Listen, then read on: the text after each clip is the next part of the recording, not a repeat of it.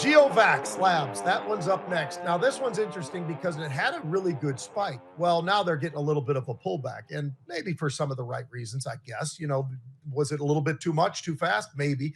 But you were talking about this, that what do they do? Well, they develop immunotherapies, they have vaccines, all the rest of it. You brought it up earlier. Monkeypox. Oh, my goodness. Are you kidding me? Monkeypox again? We got to hear about this. But yes, and it could be pretty disruptive, folks. I mean, this is something that we're not going to take lightly. I joke about a little bit, but I really don't.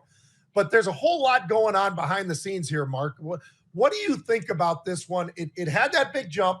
It's pulled back significantly, probably for the right reasons, given some of the numbers that are out there. But is this a name that's touchable, or a name where it's like, all right, we've taken a nice look, we can back off, there's other opportunities out there? Yeah, I wouldn't be buying this name, and it's come off of its rally for one simple reason, is that they sold a pretty big lot of stock to an undisclosed institutional investor, 1.7 million shares at a $5 handle on the stock. So what happens when that kind of a deal's announced? The stock tends to come down, right, to where that price. The market says, well, if that's what they're willing to buy, 1.5 million or 1.7 million shares at that price, then that should be the price. So that's basically what happened here. No surprise. And yeah, look, why this stuff seems, you gotta ask yourself, remember the things that make you go, from the 90s? You gotta ask yourself why this stuff comes back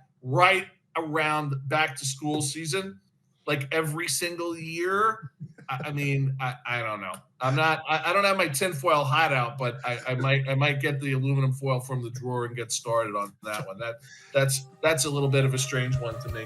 You're saying it's not a coincidence? I'm saying it's just, it just could be something other than a coincidence. Yeah.